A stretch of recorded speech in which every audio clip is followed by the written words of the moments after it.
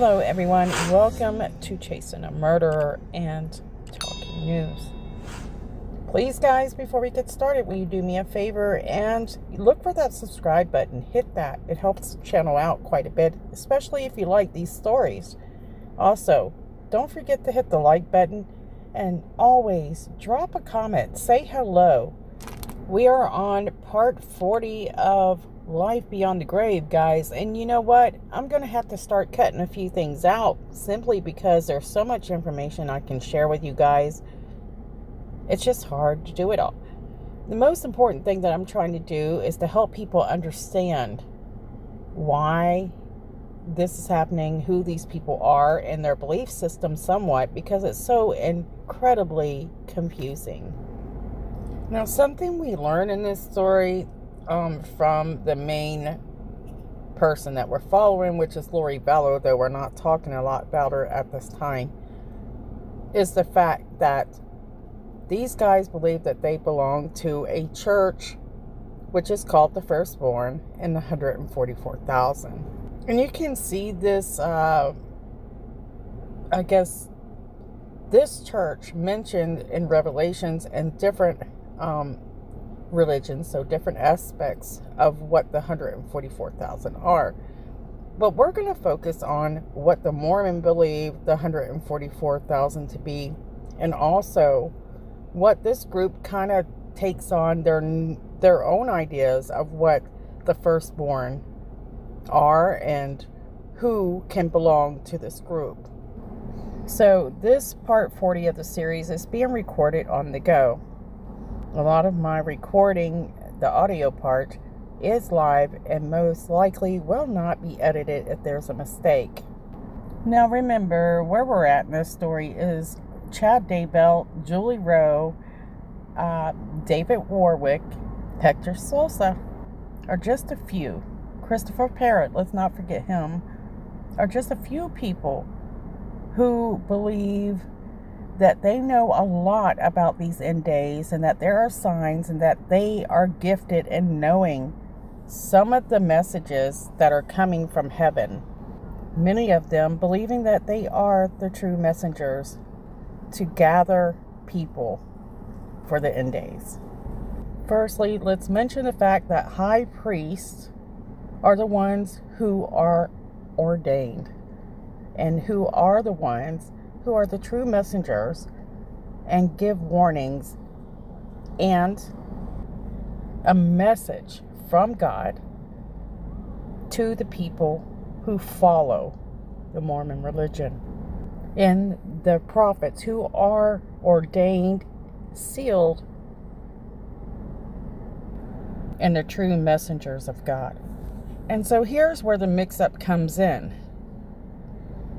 In the Mormon teachings, it is said that anybody can have visions, dreams, and that their children to be born will also have those visions and dreams. In my opinion, on my research, this basically is saying that the prophets and leaders of the church are not the only ones who can receive revelation. Anyone can be a seer, and this will open up so many paths. And this is why I do believe that you see so many offshoots coming off of this particular religion. And so I'm going to use a few posts that other people have shared with us on what the 144,000 are. And here's one of them. This one is called AskGramps.com. So the 144,000 we know comes from Revelation, but in Revelation 7:4, John states, in John's vision, he says, I heard a number of them which were sealed, and there were sealed in 144,000 of all the tribes of the children of Israel. John continues to say that 12,000 of these will come from each tribe. So he's talking about each tribe, whether it be race, culture, different regions. 12,000 will come from each of these groups and gather to form this 144,000. Gramps said that Joseph Smith asked almost the exact same question as you. Who are these 144,000? The Lord gave him an answer in Doctrine and Covenants 77:12. What are we to understand by sealing the 144,000 out of all the tribes of Israel, 12,000 out of every tribe?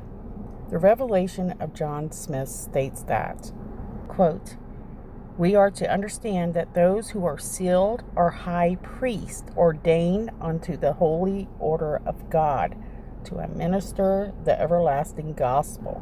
For they are who are ordained out of every nation, kindred, tongue, and people, by the angels to whom is given power over the nations of the earth, to bring as many as will come to the church of the firstborn. This is quite different than what you'll notice Chad and Laurie teaching, where there are certain people that are part of this 144,000, and they are the superior messengers who are able to ordain, seek, and title people and members to be part of this church of the firstborn. But that's not happening right now. Right now, they're starting to hear a little bit about the church of the firstborn. They're starting to speak about it on these forums. And tribulations are here. They believe that end days are approaching quite quickly. And so to them, who are the 144,000? So, one, they are extremely righteous men during their time while alive. Secondly, they were ordained by angels to whom is given the power over the nations of the earth. 3, their purpose is to come down in the end times and assist people to obtain exaltation. 4, they are not the only people who will attain this exaltation. So most importantly, the people that are able to become members of the 144,000, they have to be very faithful members. So they've had to have all the ordinances, they've had to have been sealed. They would be your most perfect members that belong to the Mormon religion. So members do not use foul language. They are faithful tithe payers. They are members that have been endowed in the temple. And as I mentioned earlier, if they've been married, then they've been sealed in the temple. The member has a current temple recommend. They also regularly attend the temple. Males are ordained to the priesthood. They regularly attend church meetings. They also have daily scripture reading and prayers. Most importantly, the members follow the prophet. And it used to be virgins. You had to be a virgin if you were not married. If you've been married, of course, that doesn't apply to you.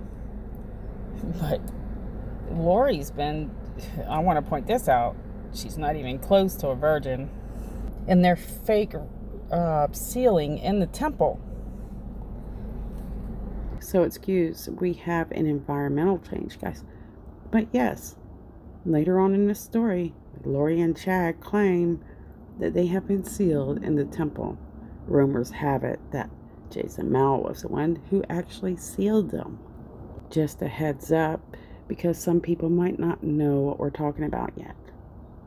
Lori Vallow, in this time in her life, still married to Charles Vallow, living in Hawaii with her children. She's meeting new friends like April Raymond, and is now starting to really read the books that Chad Daybell has published. And so her mindset is being, kind of altered. She's starting to see a lot more people within her religion on forums, online especially, speaking about end days.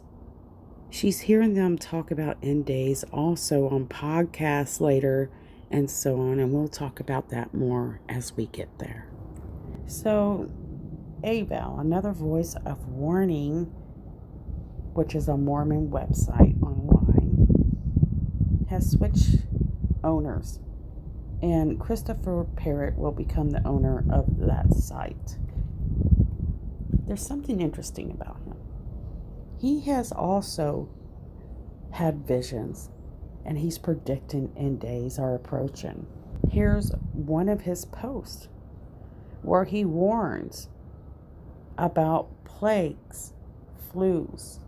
He even gives his take on the era he believes this is going to happen. He's talking with his other brothers attached to this religion, and they're all discussing visions and warnings that they are seeing. Oftentimes, instead of using the word vision, they'll use dream. For one, there's several reasons for this. For outsiders, if you say dream, their intentions are to deceive your thought or perception of that word. This is something you'll see Melanie Boudreaux Pulaski use later on.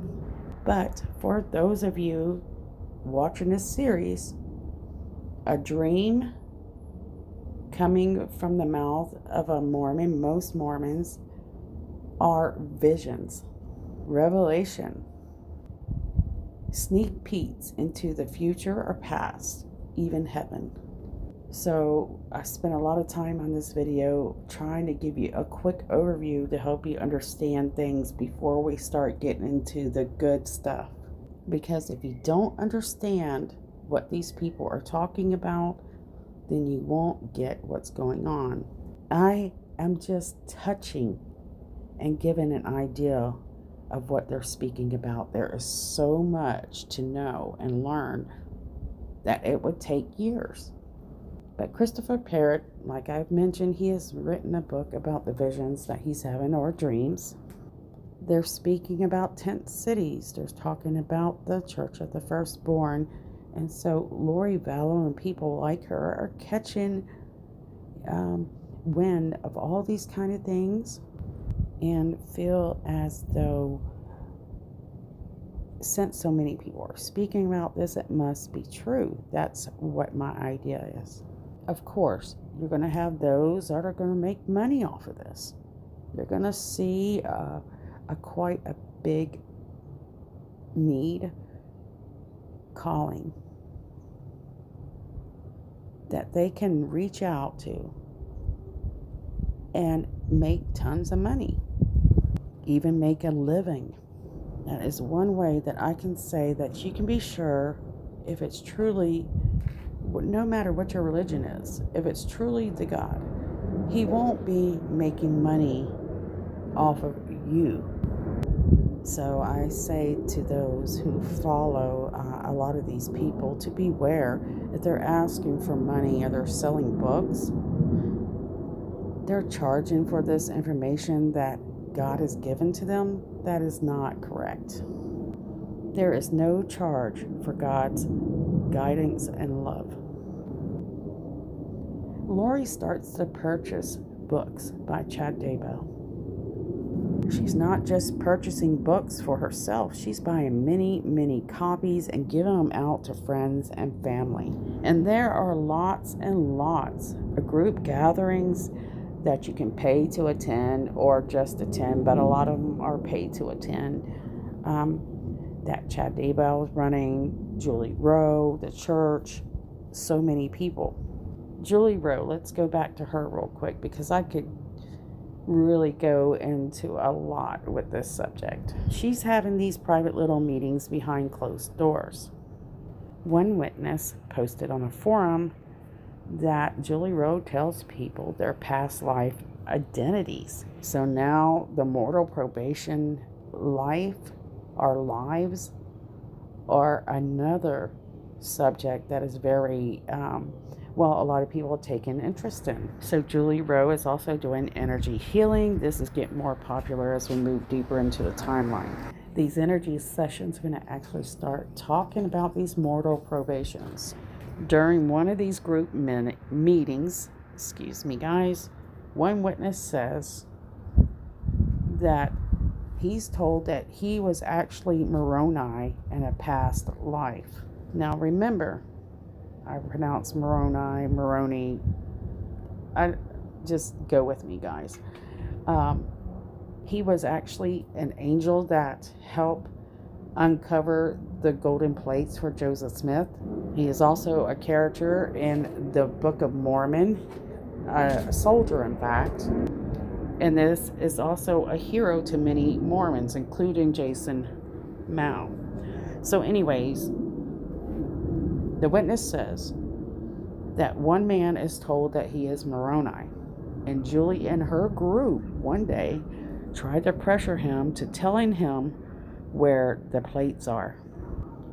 Now, according to witnesses, and we only have bits and pieces here, the man's wife did not believe any of this mumbo jumbo. It's the way that she's seen it. So this is something important I think people following this story should know. That Julie Rowe has threats that come in many forms when she finds out that you're not supportive of her belief system. And because this man's wife didn't believe what she was telling him and her, Julie and the group basically said that this woman was dark and that God would strike her down. What was the purpose for God striking her down? It was because she was not supporting Julie Rowe's beliefs and teachings.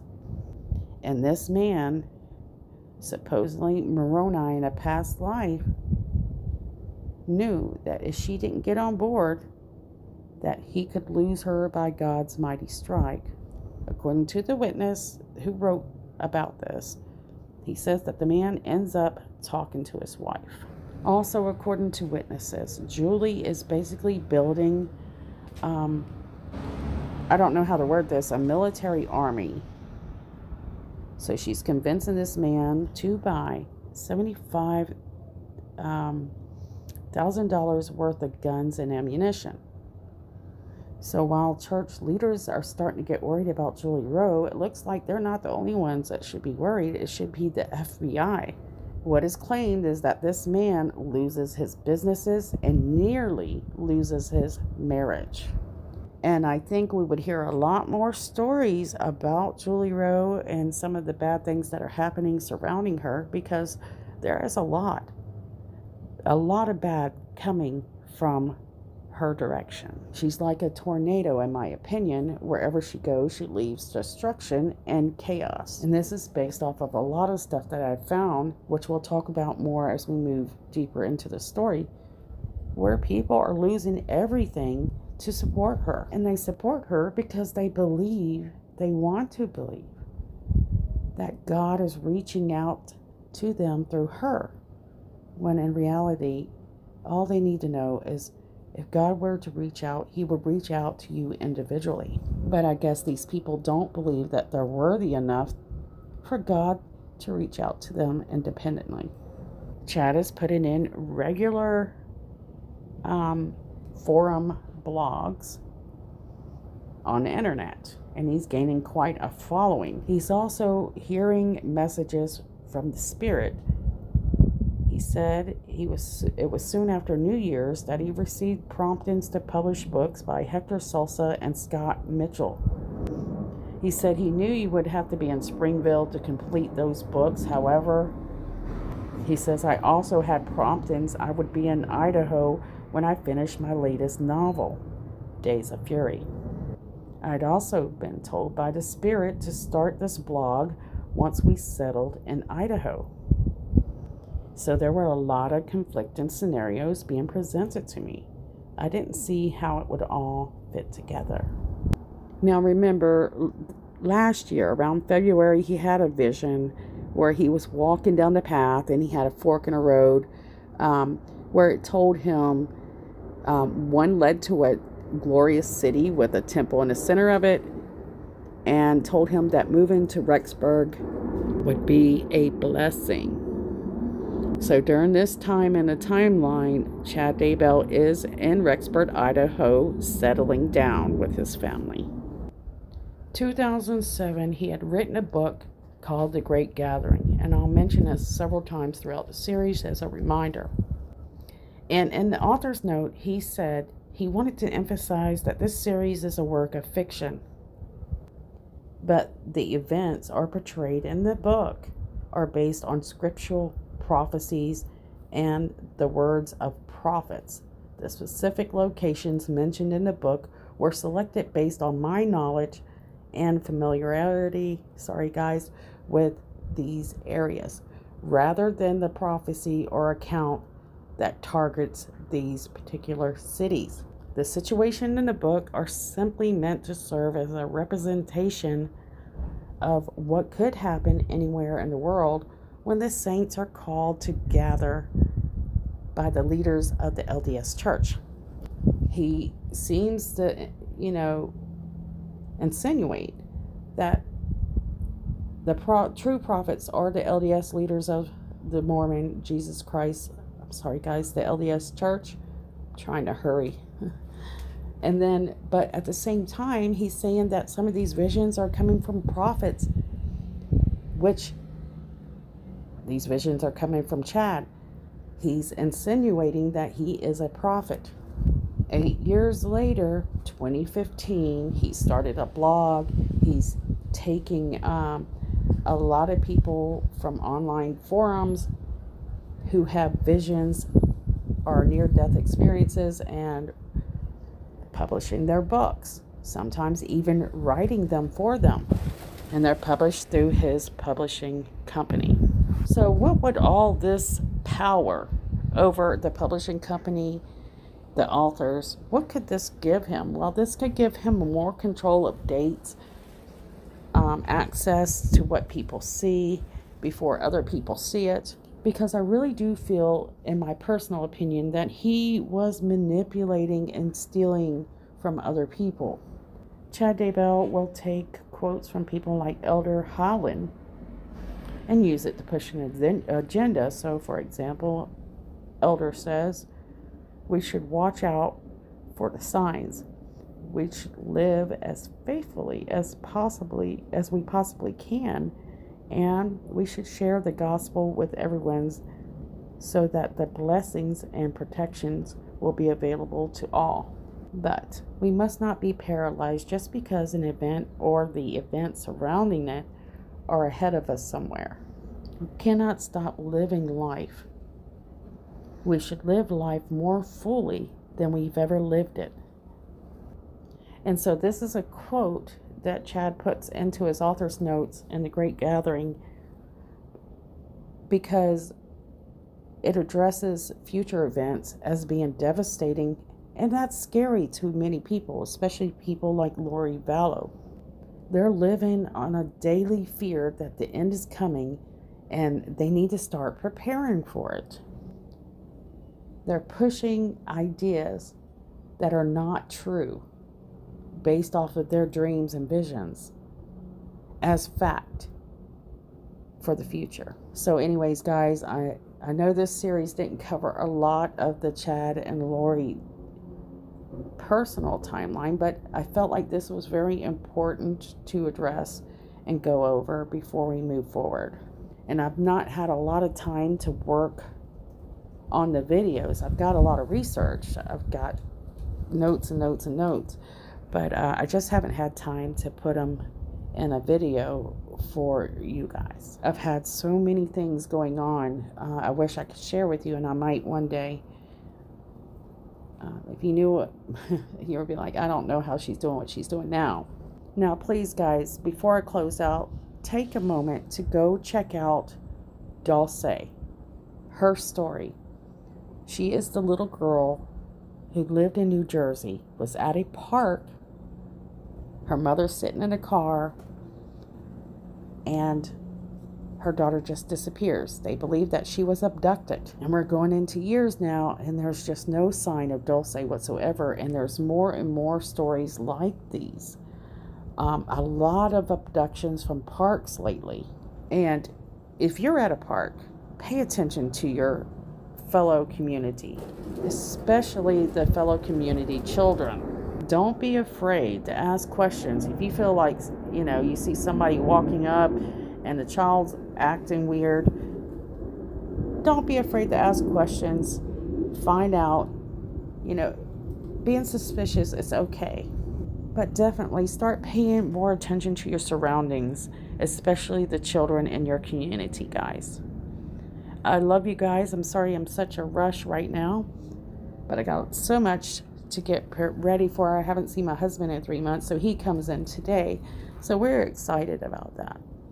Love you guys. Thank you so much for everything that you do, and I'll see you guys soon.